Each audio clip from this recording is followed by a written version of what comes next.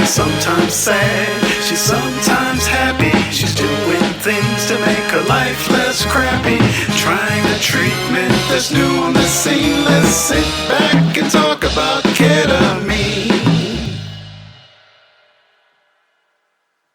Welcome to Ketamine Insights, the psychedelic medicine podcast that's meant for patients and for our friends and families. Before we begin, you should know that we are not trained experts in mental health. We have lived experience in it. I myself have treatment-resistant depression and have been working with therapeutic ketamine for about 4 years. Lynn is an ally and someone who cares about people with mental illness. You guys, Lynn is back this episode. I'm so excited. If you're new to the podcast, please go back and listen to our past episodes. Ketamine Insights is a cumulative show. Season 1 sets the foundation for episodes like this one. This episode is actually a companion episode to Season 1, Episode 3, which was called Comparing Depression Treatment Options. That episode focused on medical options like medication and transcranial magnetic stimulation. This episode covers holistic options, some of which are backed by lots of science and some less so. For me, it's important to be aware of my options and to be in charge of which treatments I choose. This episode is meant to help you feel aware and in charge. Finally, all of the treatments on this list can help you prepare for your ketamine journeys and can support your healing while you're in ketamine treatment. Here's the episode. All right. Hey, Lynn, how you doing? Hey, Molly. I'm doing pretty well. How are you? I'm good. I'm glad to see you. Great to see you too. Okay, so this episode, we're talking about holistic depression treatment options. We're just going to go through some different things that are easy, kind of some easier and some harder to do. So say easy. Cool. That sounds great. I know. Yeah. I immediately regretted that word choice. So first of all, just to get this out of the way, there are some medical things that doctors don't always check for when you're feeling depressed. And these are things that listeners might be interested in asking their doctor for blood tests to look for either like low iron, vitamin D levels, vitamin B, and thyroid issues, which are physical things that can lead to depression. And that kind of depression won't be treated with psychological help because it's an underlying physical problem. And these are tests you could ask your psychiatrist for, or like what kind of doctor? Or any, your primary care doctor or your psychiatrist. Anybody can kind of order it. And then usually you'll go into a lab or go into a, what do they call those? A place like where they draw your blood. Like the lab diagnostics stuff. Yeah, exactly. Yeah. And I recently got tested for, there's like a genetic testing you can do for some kind of gene that is, it's called the MTHFR gene, which sounds like motherfucker gene. It does, yes. But it's not that. And I kind of couldn't believe it. I was like, come on, are you kidding me? Is this a joke? Right. And this holistic doctor I saw recommended that I get tested for it. And they did find that I was like homozygous recessive. Like I did have the mutation. So I do have the messed up motherfucker gene. So that's actually what's wrong with you, it turns out? Yeah, it turns out. Yeah. And it was like the physician's letter to me was like, your bloods look good, da, da, da, da, da. And then at the very bottom, it was like, and this could be the reason for all your symptoms. And I was like, wow. What? 10 years into this journey. It just turns out. Yeah. So. Wow, that's crazy. Wait, so what are you doing now? Yeah, it turned out it didn't matter, shockingly. But the thing that it does help with, or the thing that it matters for, is that you should take a different kind of vitamin B, is basically the only thing. It means you're not, I forget what it means. It's like I'm going to mess it up if I try to describe what it actually. People should Google it. People should Google They this. should Google it. They should use exactly an active, a more activated, easy to process form of vitamin B. And it also means you're not as good at processing toxins out of your body. So be careful about alcohol, with the same kind of shit that we should all not. You should always, yeah. If you're struggling with these things, you probably shouldn't be using those kinds of toxins anyway. Right, but it's also maybe don't use deodorant with aluminum in it and stuff like that. Okay. But who knows? I mean, I've stopped. I'm making those changes and haven't really noticed any difference at all. But maybe a little. I don't know. It's a thing. For some people, it might be a thing. Okay. A regular doctor know about this and test for it, or is this more like the holistic doctor only? It's more like the holistic doctor. I brought it up to my primary care doctor, and he was like, I mean, we can test for it, but there's nothing to do about it if we find you. And I was like, yeah. So there's the only real action you can do is take the different form of vitamin B. Okay. So it's not that. Hopefully eventually they'll find ways to like personalize medicine and be like, okay, if you have this version of this gene, we can do something about it. But right now there's not a whole lot of difference it makes except for the vitamin B thing. So all part of the big puzzle. I know. Yeah. That never ends. Okay. So now we'll get into the holistic stuff, which is like, I also just want to make a note that says like, some of these things are like, you know, stuff you're supposed to enjoy. And when I feel pressure to enjoy something, I do truly like get a vicious voice in my head that says like, I'm making you do this. You're not able to enjoy it. That's because something's wrong with you. And it like, I spin out. Yeah. So pressure to enjoy something can be like really actually kind of rough on people who are suffering from depression. And like people telling you like, don't you know, like you shouldn't be staying home. You should be going and doing XYZ. That'll make you happy. Right. And if you do like get your ass out of bed and go for a run and then it doesn't help, it's like you feel even worse about it. I don't know. I used to get this voice when I was running, especially, that would be like you can like basically like this like kind of mocking voice, like keep running, but nothing will work. Oh. And I'd go home feeling worse than, That's awful. So I just want to say like to the listeners, like treat this list as a buffet, which means like don't expect to be able to do all of it or even most of it or some, like do what sounds useful and leave the rest behind. Yeah. And the first thing on our list is just plain sunlight, which is easier for some people to access than others, obviously, because like I'm in Chicago right now and it is very, very cloudy. But access to sunlight helps vitamin D and just, you know, feels good. It also usually only happens outside, which is another good mood lifter for a lot of people. Totally. I used to say that there are 3 things that I can't believe are bad for me. Sunlight, good chocolate, and good sex. And wait, why is good sex bad for you? That was the thing, is like those are like viscerally enjoyable things. Like they can't be bad for you. You know what I mean? Yeah. But then like in my family there's tons of skin cancer. It's like, oh shit. You have to be guess careful. Yeah. You gotta be careful. Gotta have sunscreen and a nice hat. Right. Yeah. Right. So sunlight, you know, with its limits. Yeah. Why was good sex bad? It wasn't. It was just like those are the things that like when I was first diagnosed, people would be like, do things you enjoy. Yeah. And I had a hard time thinking of things I enjoyed. Okay. And those were the 3 things. But too much of any of them. Ways to enjoy them. Yeah. Yeah, exactly. Yeah. Exactly. And then the next one we got on the list is time in nature, which you do a lot more of than I do, Lynn. I mean, not so much these days. Let me tell you, this is something I feel like I've been feeling, I don't know, ever since we've been back in the DC area. I'm like, I haven't been prioritizing this, making time for it. And this has been making me feel pretty gloomy, to be honest. And often on weekends, like now I'm like, oh, I should really prioritize getting out, like going for a hike, even in just this little patch of woods over here or something.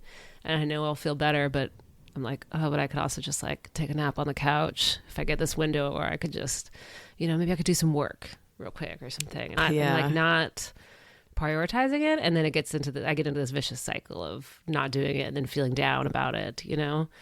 Right. And the more you don't do it, the easier it is to not do it. Yeah, totally. And it's not good. But I'm so happy. I finally, a couple weeks ago, I was like, I got to get out and do something fun in nature. And we just planned a long weekend away at the beach with friends. I'm like, I need an adventure. I need to be out someplace beautiful, not here in like the suburbs in the city. I need to go someplace. I want to go someplace that like inspires awe. I want to be in the water. You know, I need that. I need fresh air. And so do the kids. Like sometimes we just need that. That's fantastic. Yeah. I'm so excited. Yeah. I feel like that's the thing.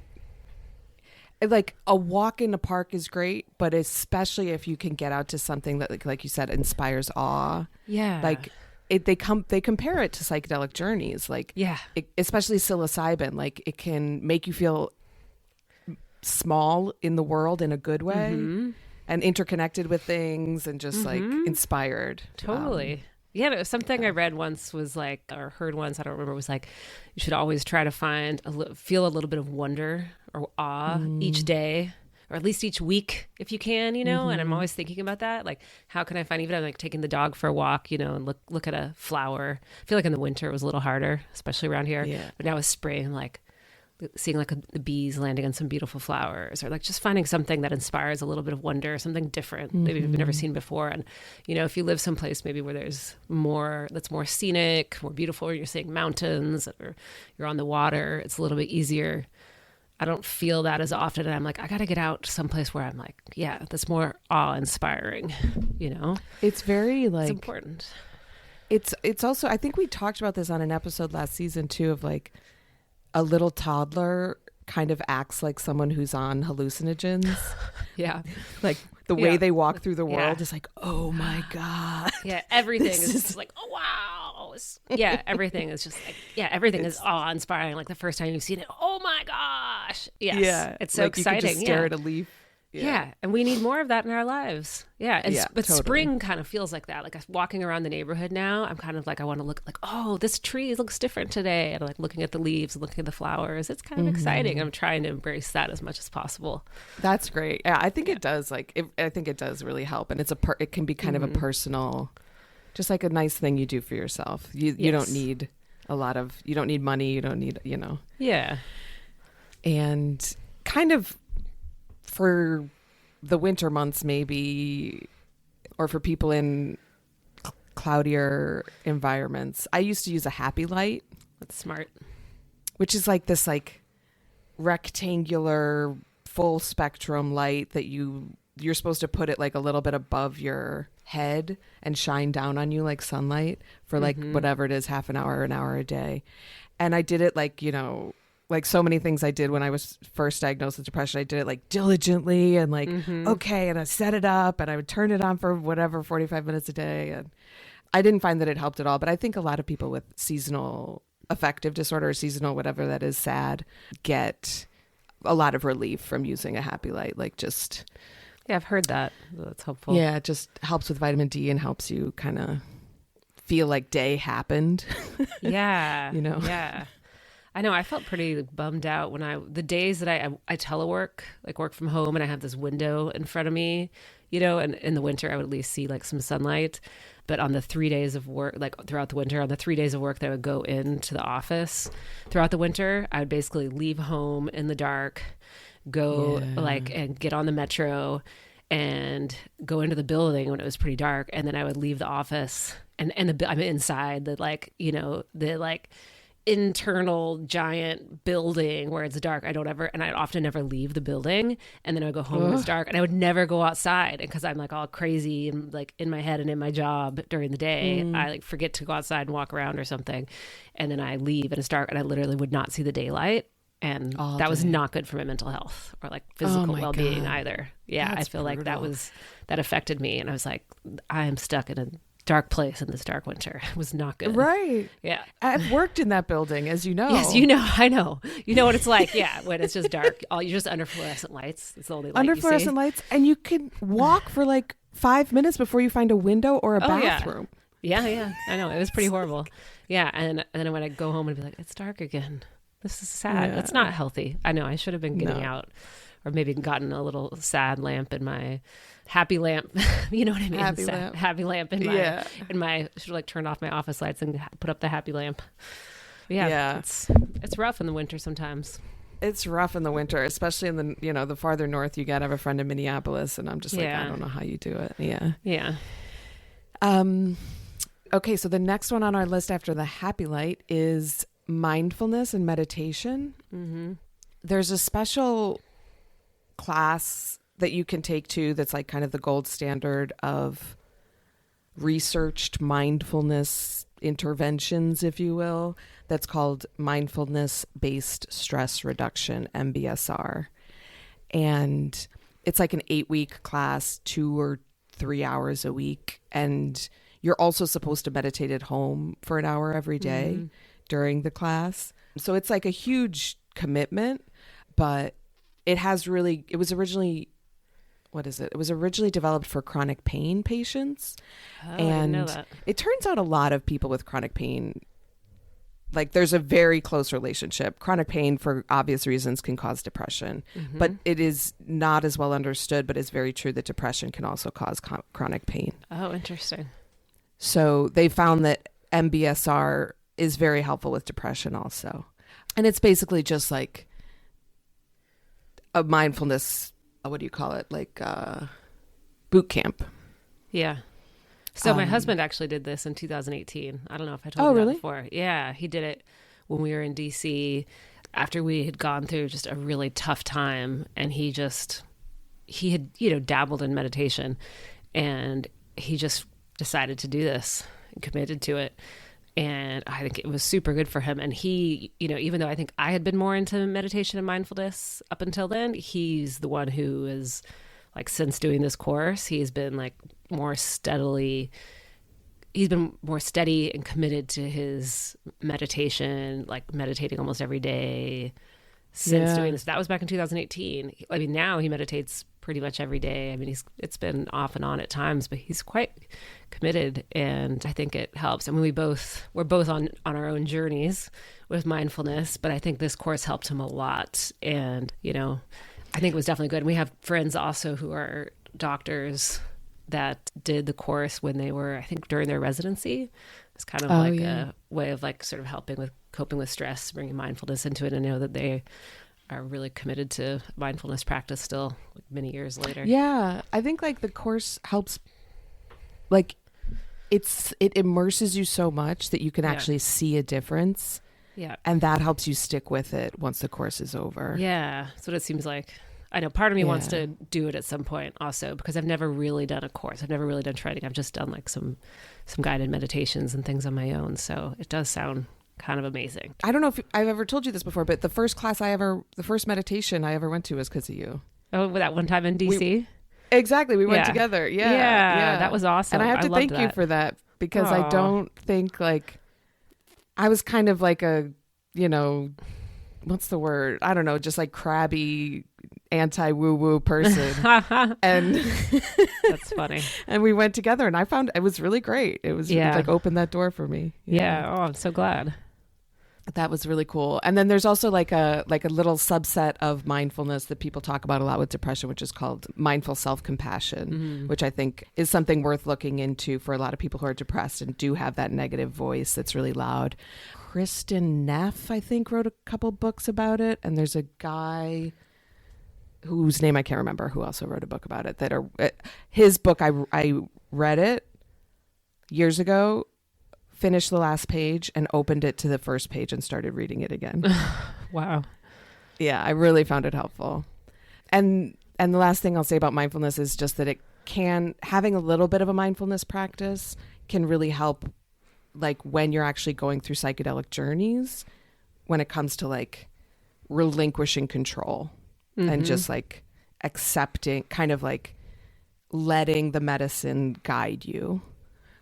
Because that's kind of a lot of what you focus on with mindfulness, is just like following the breath and like not trying to control your thoughts and stuff like that. So it can be helpful in that way as well.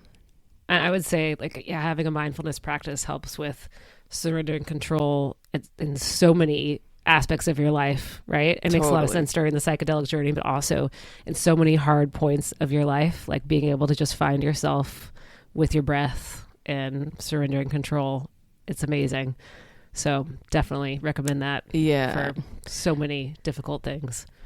I used to joke that like mindfulness practice or mindfulness training, or however you want to do it, is like a necessary but not sufficient tool for fighting depression or improving your mental health overall.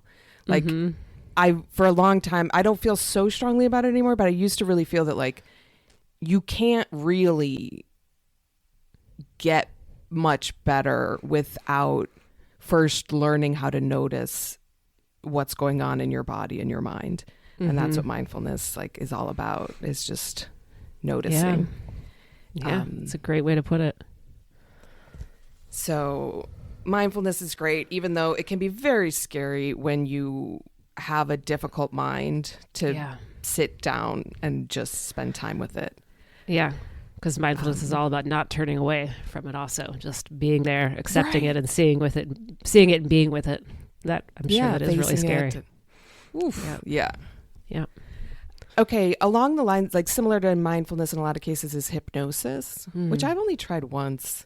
Have you ever tried it, Lynn? The only time I've been hypnotized was that, like in high school, like senior night, where the guy comes and like is like, okay, now everybody, do like a bunch of really silly things. I don't think I would really call that hypnosis in the way that we're talking about it, but it was fun and funny.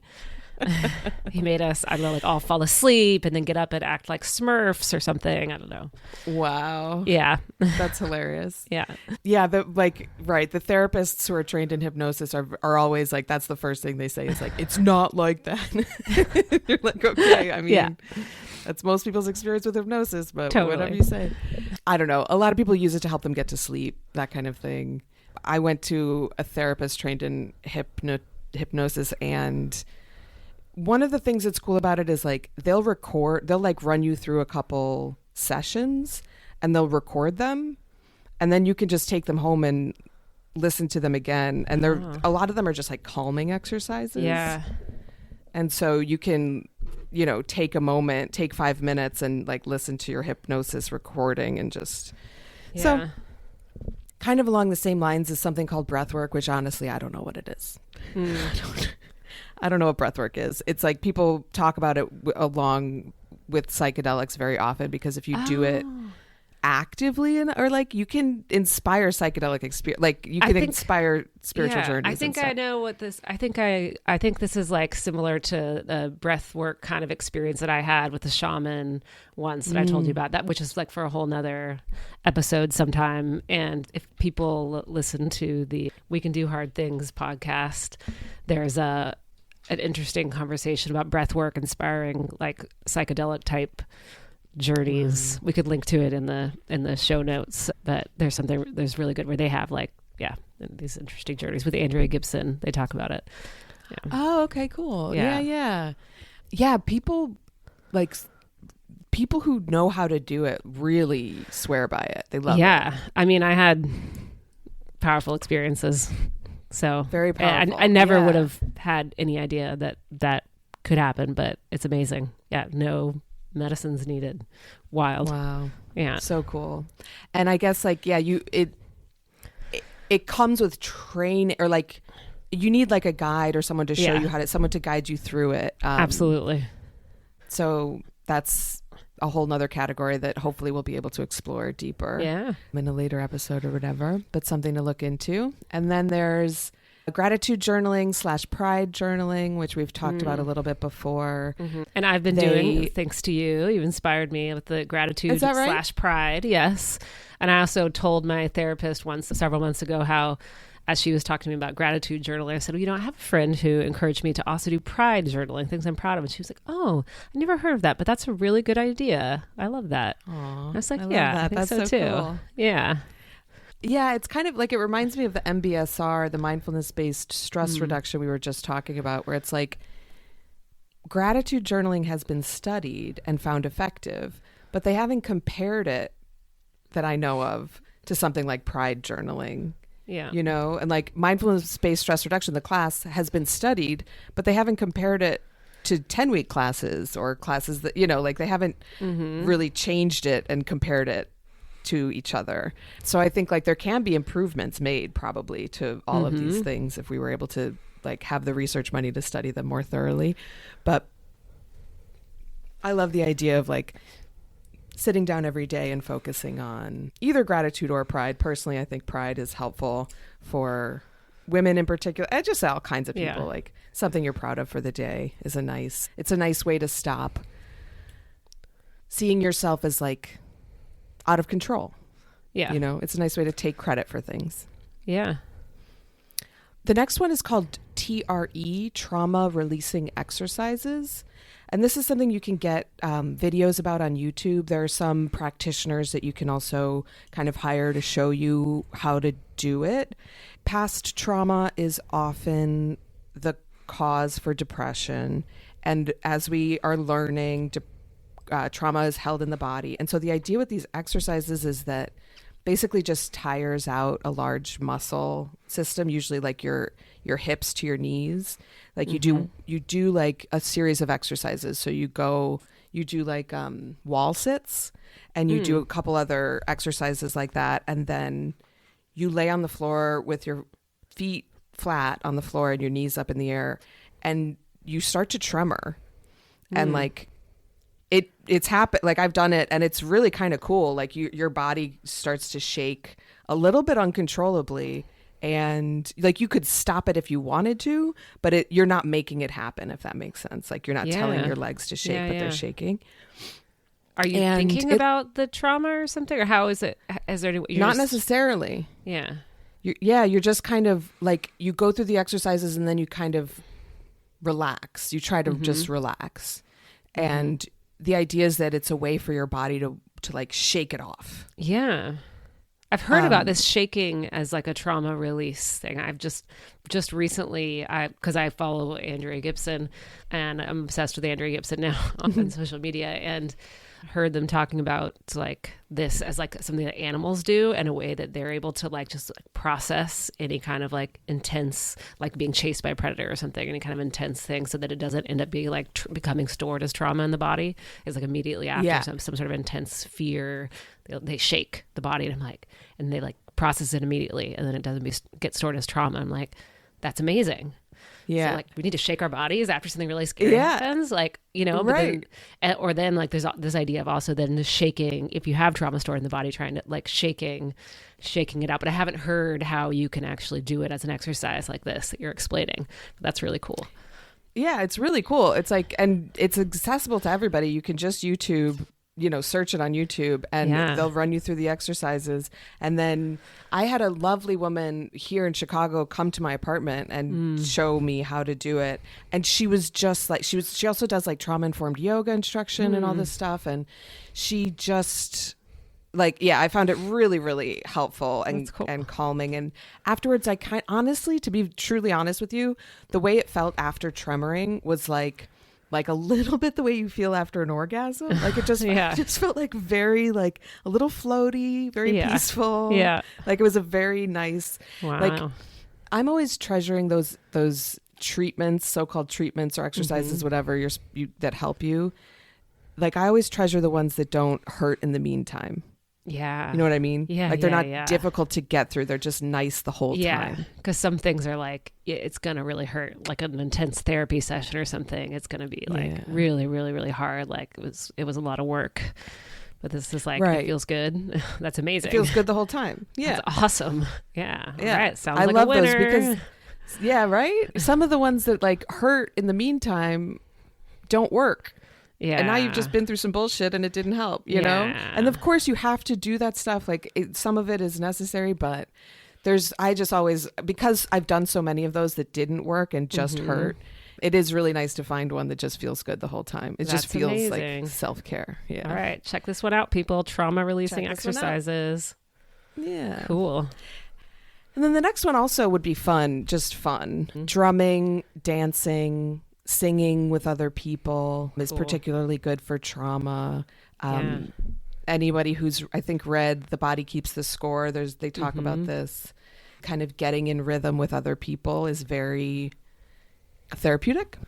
Yeah. Have you tried this? Come on, give me some stories, Nolly. I think you got to try this one. I know. I'm sure there's some local drum circles in Chicago. Oh, yeah. I'm sure there are. And I did used to play the Irish bodhrán, like a drum. Okay. And I've been meaning to pick it back up again. But honestly, no. Like, this is one of the ones on the list I've never really tried, is like going to a dance class, like being a member of a choir. I haven't done that since high school. But I would really love to. Like, I've been to, like events here and there where they do drumming exercises as like a icebreaker or whatever. Yeah. And it is pretty awesome. Like, yeah, I'm picturing you at like an African drum circle kind of thing, you know? Like, do you remember ever going to the DC, like Meridian Hill Park drum circle, like every Saturday or Sunday? I forget. Yes. Remember that? like that. I do remember that. I bet Chicago has something like that, where it's just like a Wow. big thing every weekend, and anyone can show up with their drum or like dance in the circle if you want to. Does that which is kind of still wild. happen? It does, yeah. I was there like sometime this summer with a friend who lives nearby. We walked up there, and I was like, "Wow, this is still happening." It was intense. Yeah, it is intense. It's just But like that seemed it's like fun. a lot of hippies kind of people together, like having a freaking blast. That's awesome. But then there are also, like groups at like, whether it's like through, different like mindfulness groups and stuff like that have, organized sessions for this kind of thing. Sometimes, right. Yeah, right. And that'd be really cool to be part of. But I mean, those that's the probably have to pay benefit of for. living in a city. Yeah, Totally. exactly. It'd be cool. I should find something like that because I do think Yeah. it like once you're into it, it's an easy habit to like now you're like addicted to it kind of. Yeah, it'd be fun. Yeah. There's another one that's kind of always associated with trauma, which is EMDR. I've heard of this. Yeah, it stands for eye movement desensitization and reprocessing, which is a mouthful. Yeah. And it's kind of the acronym is a little misleading also because it started out like it was discovered with eye movements, but you can do it with different methods of basically, my understanding is you stimulate different parts of the brain through touch, or like it started with like someone would basically, I think, put their fingers in the periphery of your vision. I thought you were going to say put their finger in your eye. Periphery of the vision. See, like, you see something on the one side and then you see something on the other side, and it like helps your brain somehow. Honestly, people don't know why it works. That's interesting. Nowadays, moving your eyes. Nowadays, what they usually do instead is like they'll give you two little kind of like quarter-sized pellets that you put in either hand, and they vibrate alternately. And then you go through a trauma experience that you've had. And I know so many people who've done it, and they say it's incredibly intense to go through, and it's also incredibly effective. Wow. Where people like can like get to a point in the trauma where they can understand that it wasn't their fault, for example, or like find meaning in it they couldn't find before, or even try to like kind of imagine a story that kind of changes the ending of it, or just find closure in different ways. I've had friends who like get these images of like hugging their younger self, like they have reparenting experiences, all kinds of really cool kind of intense experiences with it. So yeah, interesting. So you're holding pellets in your hand? Yeah, and they vibrate, and it like so instead of helps moving your eyes, I don't know, man, the hemispheres of your brain talk to each other. Yeah, it's okay. There's whole books written on it. There's tons of research. It's like very effective, and I don't know how it works, and I'm not sure anybody knows exactly how it works. Yeah, but it is a very powerful tool, and it is one of those ones that's like you might go through an EMDR session and like need a 4-hour walk afterwards. Like it can be pretty intense. Yeah. Okay. Not always, but cool. I have heard about this a lot, but that's really cool. Interesting. And that's definitely something that I have done it once, and it didn't go well. That's what I was about to say, is like you really need someone who's well trained in it, and you need to be you need to have a relationship, a bit of a relationship with them, like a level of trust. And the person, I did it with my regular therapist who was trained in it, and this was like a decade ago, and she later apologized. She was like, I didn't realize like kind of the state that you were in, you weren't ready for it. Like you couldn't, you weren't prepared correctly. Like part of it relies on there being a safe place that you can return to within your mind if the experience gets too intense. And I just didn't have a safe place. So it was just it was just shitty. And I haven't tried it again. I've truly thought about trying it again, but I haven't. But I do have a lot of friends that have gone through it and found it really, really helpful. Okay. That's cool. So yeah. Interesting. Another one on the list that nobody ever really wants to hear about is sobriety. Yes. Quitting drinking helps with depression. Absolutely. Quitting drinking and other use of other substances as well. Totally. Yeah. I know that sounds strange to say on a podcast about ketamine, which is a party drug in a lot of people's minds. Yeah. But something I think people don't know about sobriety is that I think the society in general thinks about it as like AA's model, Alcoholics Anonymous's model of sobriety, which is like you're either drinking or you're not. If you quit, it has to be 100% and all that stuff. And there is something to that. I don't have an opinion on this, but I have heard and read about how the harm reduction model can be just as effective, and that people what's the harm reduction model? Basically, it's like you're trying to reduce the harm of the habit more than eliminating the habit altogether. So it might start with drinking less. It might start with talking to people about your drinking. It might, it's just a much more flexible way to approach abstinence or cutting down on substance use. Okay.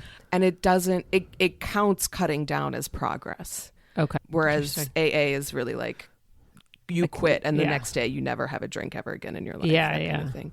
Yeah. And I've learned from my therapist and other people that harm reduction is actually found to be just as effective as trying abstinence only. Oh, interesting. So when it comes to like quitting entirely even. So not just like, I'm not saying harm reduction is just as good at making your life better. I'm saying harm reduction as a first step can just as often lead to abstinence as trying to start with abstinence. Okay. So that's cool. Yeah. And that's maybe not as like intimidating for people as thinking like, I'll never have a drink again. Right. The barrier to entry is much lower. Yeah. That's cool. It's and easier nowadays, to start. Yeah. I feel like nowadays there's so many more people that are experimenting with it. They're like sober curious, this whole thing. And they're like these non-alcoholic wines and beers and stuff. And they're mocktails on menus and different things. Totally. And yeah, it's awesome. It's easier now. Yeah. It's way easier. Yeah. Yeah. And there is also an organization similar to AA that does harm reduction instead of abstinence, and it's called Smart Recovery. Okay. And you can go to like smartrecovery.org, and we'll put a link in the show notes, and it's meetings every week just like AA, but the different philosophy. And I also just want to put a word in for Al-Anon, Alcoholics Anonymous's branch that's for family members of people who have had substance abuse problems, because I found Al-Anon very helpful. So that's something that you might want to try. A lot of people are in both. A lot of people are in AA and Al-Anon because they themselves have had an issue. Yeah. And they also grew up with somebody or whatever. So sobriety can help. Alcohol and other substances can contribute to depression. I just want to say, like, while I am all for legalization of marijuana and like for medical and recreational uses, I also think like that it can become a dependency for so many people, including people who suffer from depression. And I have people in my life who have this dependency, and I think that's a real challenge. And it's just like something that has to be named, I agree completely. And they say that like the weed that kind of we grew up around is like a Bud Light compared to the weed that's around today is like Everclear. Yeah, that's crazy. Like it's different. Yeah. The dosages and that people there are some people that are using it all the time for lots of different reasons, and it's sad. And it can be a method of escape in a way that that's avoiding the issues that you're trying to face or you need to face or whatever. I think that's very true. And it gets a pass, I think, in a lot of ways. It does. I know, because it's like, well, it's better than alcohol. It's not making me like violent or all these other things. And it's sort of like, oh, it's just weed. Come on. And it's like, I agree. The whole it can't be a pass problem. thing. Yeah, I think that's true. Of course, another option for trying to help with depression another option that's not medical with trying to help with depression is just therapy. Yeah, every week. And there's a ton of different kinds. There's two different kinds actually that I want to do an episode on later that are somatic therapy is one of them, and another therapy that's called internal family systems. And both of those are kind of lesser known ones that I've found really, really helpful. But, and there, you know what? I have something else to say about therapy that just occurred to me earlier today. I have a friend who goes to therapy and he says he spends the time telling his therapist about his week. Okay. And it's kind of boring and he hasn't gotten anywhere.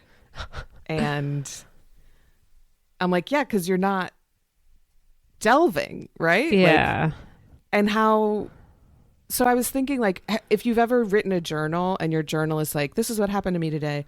And then you go back and try to read it later and it's even boring to yourself. Yeah. Yeah.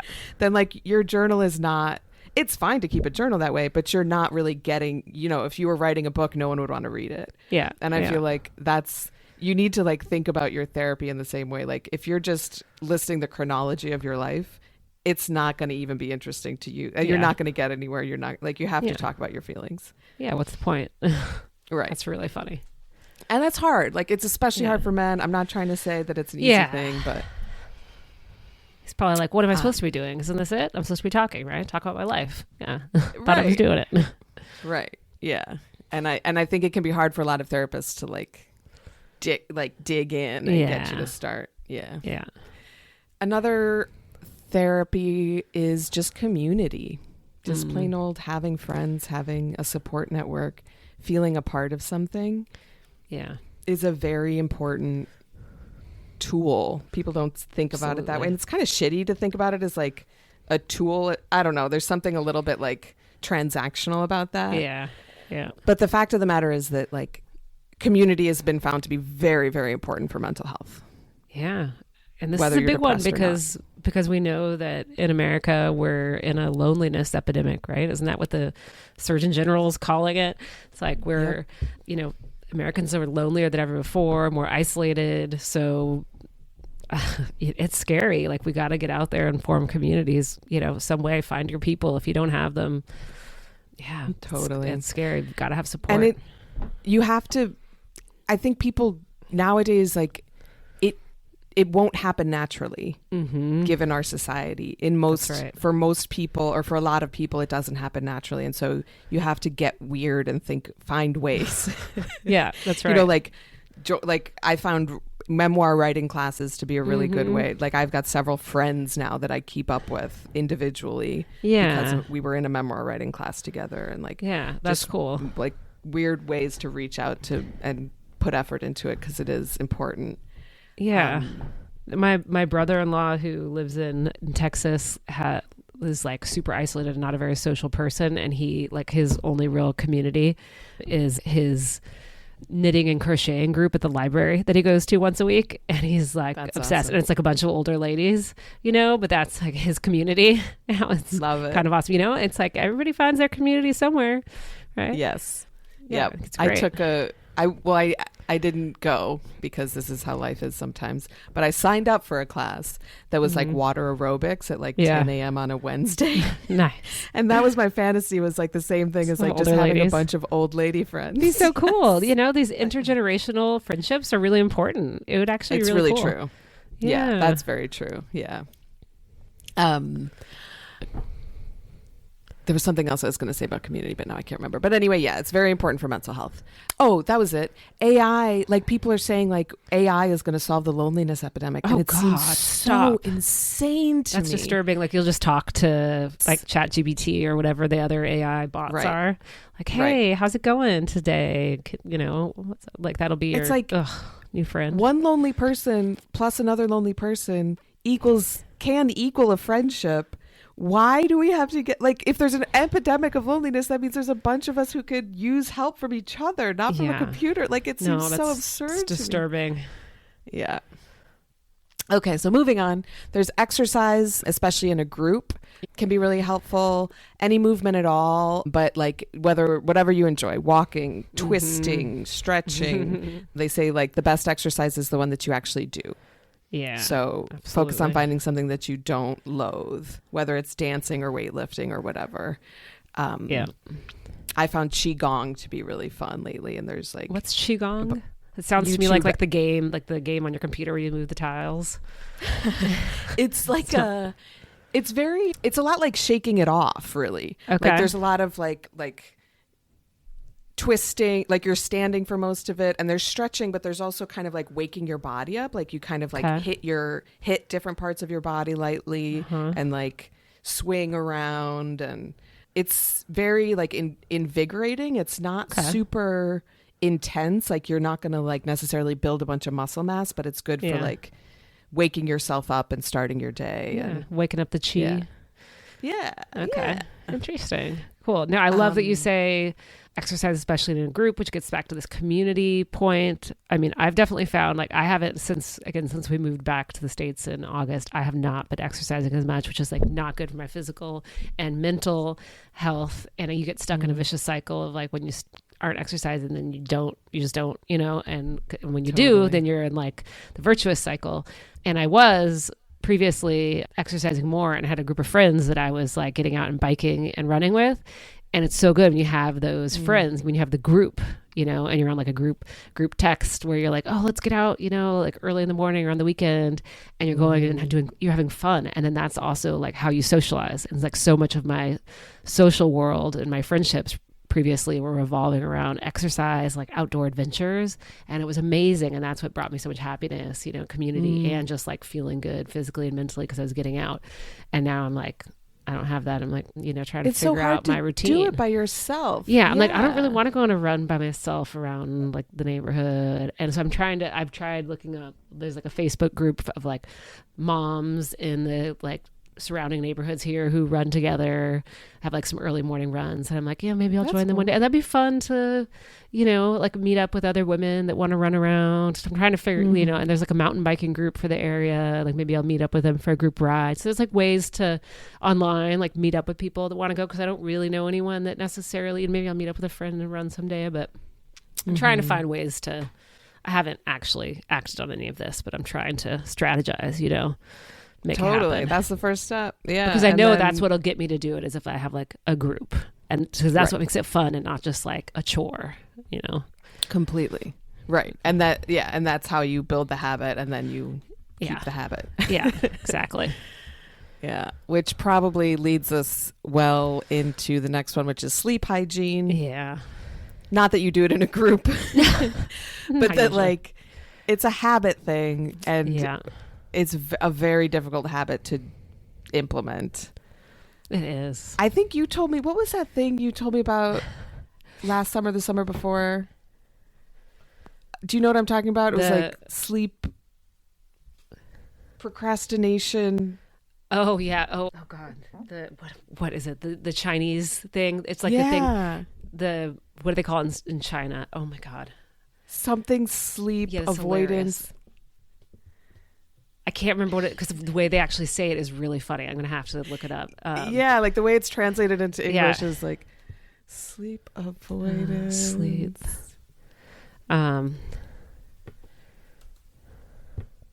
Revenge bedtime procrastination. Yeah, revenge. Yeah, I think that's what it is. Yeah, in China, and this is like it's the perfect thing. It's what we all do. You have like revenge.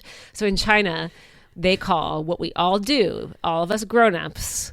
Yeah, revenge bedtime procrastination, where basically at night when it's actually your bedtime, grown-ups, we get out our phones and suddenly we decide, even though we're actually tired and we know it's time to go to bed, we get out our phones and suddenly we like decide to check out social media.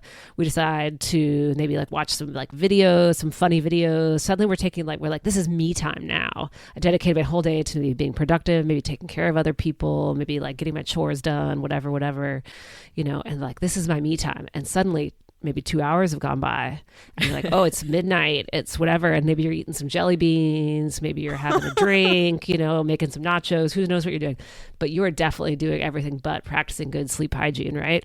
Because you're procrastinating on going to bed. You're getting revenge against the day, which you spent doing the things you didn't really like doing. You didn't have any time to do like the fun things like watching funny videos and like, you know, whatever it is that you just enjoy, basically just being like a deadbeat in front of a screen.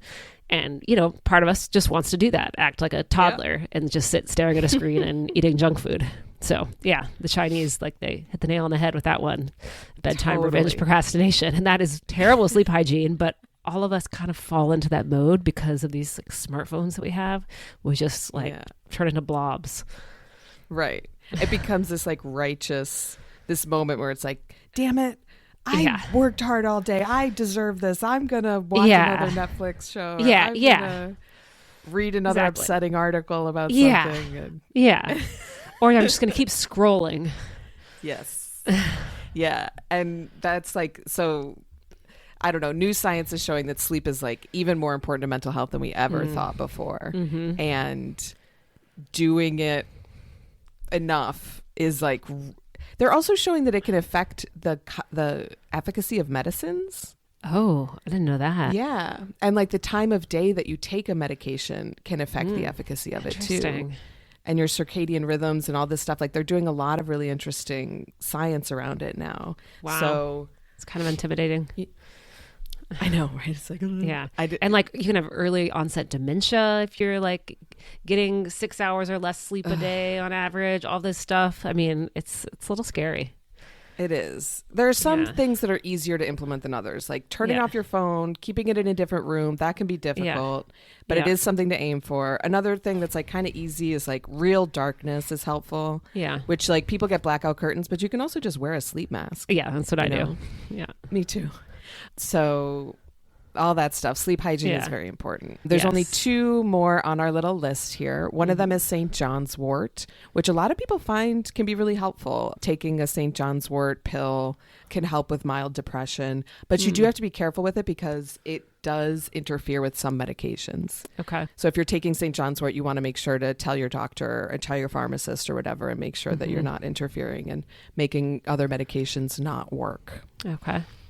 And then the last one is energy healing, which we kind of touched on earlier with the breath work, whether it's Reiki or working with a shaman. There's a bajillion probably different kinds of this kind of work. And I don't know, a lot of people call it woo woo and look down on people who even talk about it or try it or whatever. But I think there's something to it in a lot of cases. I'm sure there's like a lot of scammers out there, but there's a lot of wisdom in these traditions.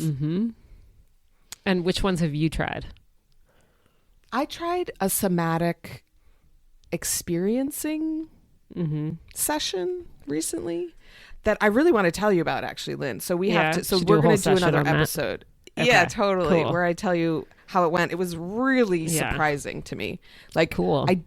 I didn't have high expectations. I didn't have low expectations, but it was surprising. Like I was thoroughly impressed. Cool. And so one way I just wanted to put in, like, one way to avoid a scammer or a sham that I've found helpful is like if you have a massage therapist or an acupuncturist that you work with, some holistic physicians will also have someone they can recommend.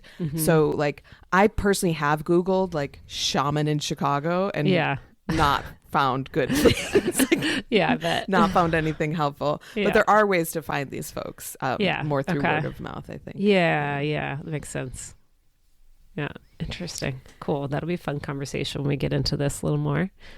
Yeah, I can't wait for that one. And so that's it. Those are the only ones I could think of anyway. A lot of it is just wellness stuff that's good for someone who has depression or doesn't have depression, but all of these little steps can be helpful. Even with serious depression, 1 or 2 of these things can make a difference. And they also can all like help you prepare for a ketamine journey and support your healing while you're in ketamine treatment, like while you're going through, especially like we've talked about in the past, like do a ketamine infusion and then go out into nature and like, all of the positive habits that you can build up will be turbocharged by your neuroplasticity that comes with ketamine. Yeah. So I just remembered something that we didn't talk about. What about having a pet? Oh, yeah. It's really nice, right? There's a lot of evidence behind this now, right? Like how much pets actually can help people. They like increase like dopamine levels, right? Totally. Like, and we were, having like a nice chilled out pet that just wants to cuddle, wants to be with you, maybe an older dog, maybe a nice chill cat, something that wants to give love and receive love, right? Totally. And I think that's a great point about the older dog or the chill cat, because I do have friends who thought that getting a dog would like help the family dynamic or like help them in some way, and they got like this wild and crazy dog, and it's just incredibly stressful. It's like having a naughty child. Exactly. It does not help. But an older dog or a more mellow dog or a cat or whatever, like look into it. Don't just adopt the first thing that comes along. No, don't just adopt something cute. Yeah. Right. No, get something that just like wants to cuddle, you know. Yeah, just get something sweet and cuddly. Yes. We were talking before we got on about your new dog and how my dog is very similar. Like they're just little, older, lovely little lap dogs. Yeah. Older.